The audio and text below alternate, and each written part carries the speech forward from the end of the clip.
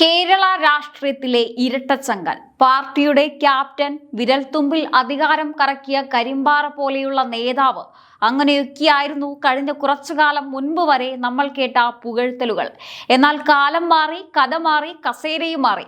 ഇപ്പോൾ ഇതാ നിയമസഭയിലെ പ്രതിപക്ഷ നേതാവിന്റെ കസേരയിലിരുന്ന് സർക്കാരിനെതിരെ അട്ടഹസിക്കേണ്ട പിണറായി വിജയൻ സ്വന്തം കസേര നിലനിർത്താൻ വേണ്ടി പാർട്ടിക്കുള്ളിൽ നെട്ടോട്ടമോടുന്ന കാഴ്ചയാണ് കേരളം കണ്ടുകൊണ്ടിരിക്കുന്നത്.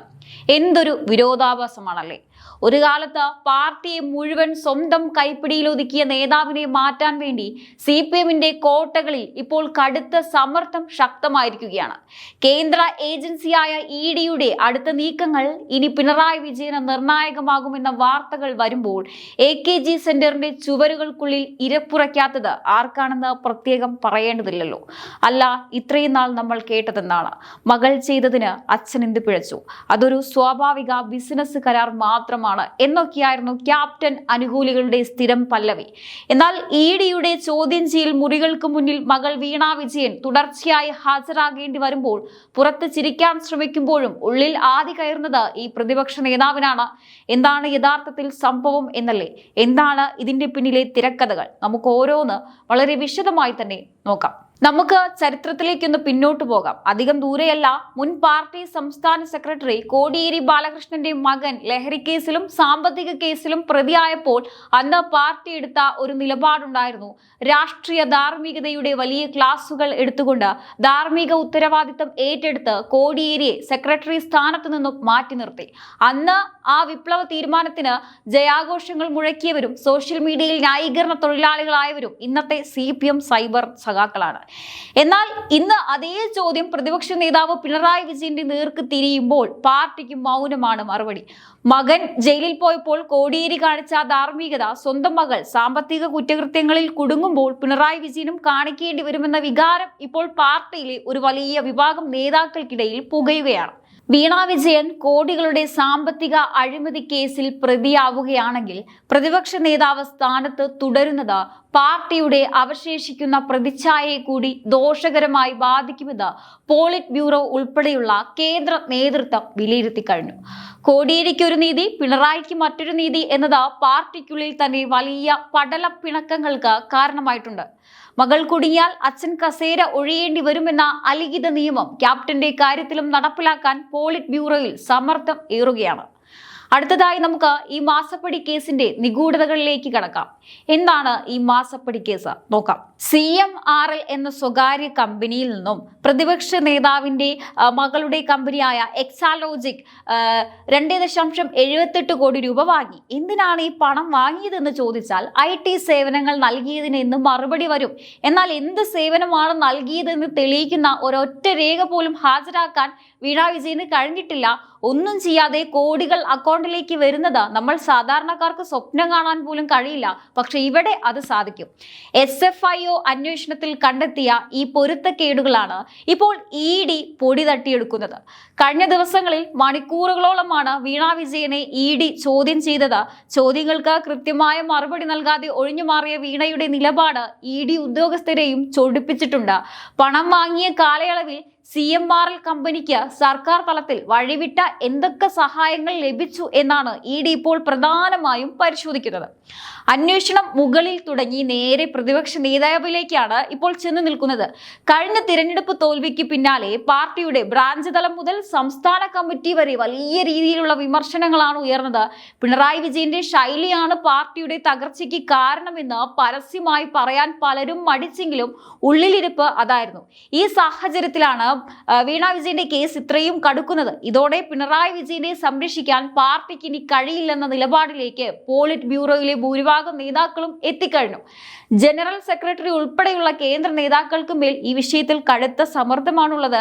അങ്ങനെയെങ്കിൽ പിണറായി വിജയൻ മാറിയാൽ പകരം ആര് എന്ന ചോദ്യവും ഇപ്പോൾ അണിയറയിൽ സജീവമാണ്.